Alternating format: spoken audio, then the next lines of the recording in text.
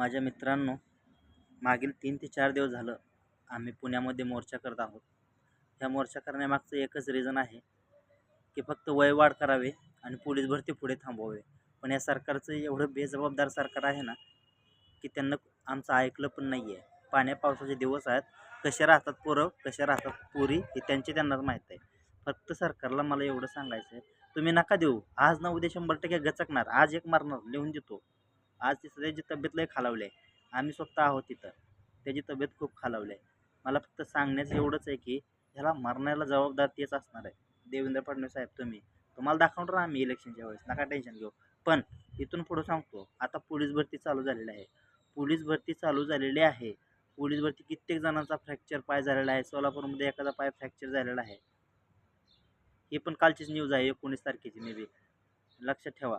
आणि एक ना एक पोरगं 100% प्रत्येक भरतीतलं एक ना एक पोरगं मरणार याची खात्री मी देतो.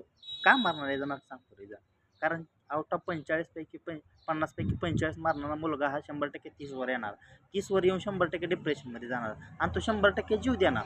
आणि जीव द्यायला याला जबाबदार कोण असणार? देवेंद्र फडणवीस तुम्हीच. आणि एक नाही, कितीतरी मृत्यू पडणार लक्षात ठेवा. रोज न्यूज येणार आहे. रोज तुम्हाला सांगतो, हो द्या फिजिकलचा मेरिट लागू द्या. बघा कसे जीव देतात पोरं. एवढं मार्क. अहो फिजिकलच्या बाहेर आल्यानंतर सांगतो कसं काळं पांढरं होतं ना पोरांचं. अहो डिप्रेशनमध्ये जातात पोरं. हो सरकार मायबाप ऐका. खूप तळमळ होती हो त्या पोरांसाठी. का साहेब तुम्हाला कळत नाही? फक्त पोरांसाठी द्यावं वयवाढीचा मुद्दा आहे. आणि फक्त पोलीस भरती पुढं थांबवावं. अजून पण वेळ गेलेली नाही सरकार देवेंद्र फडणवीस साहेब. फक्त वेळ गेलेली नाही आहे. पोलीस भरती फक्त पुढं जाऊ द्यावं. पोरांचं आयुष्याशी खेळू नका. खूप त्रास होतो हो त्या पोरांना. 5-5 वर्ष भरती काढली नाही आहे. 5-5 वर्ष झालं ते पोरं आबदतात भरतीमध्ये.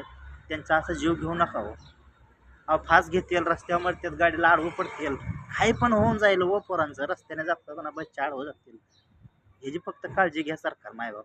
मला फक्त तुम्हाला एवढं सांगायचं आहे की फक्त भरती काही पण करा. वेळ गेली नाही, 1-2 झालेत ग्राउंड, पण मान्य करा. पण जाऊ द्या पुढं, काय प्रॉब्लेम होत नाही. पुढं जाऊ द्या.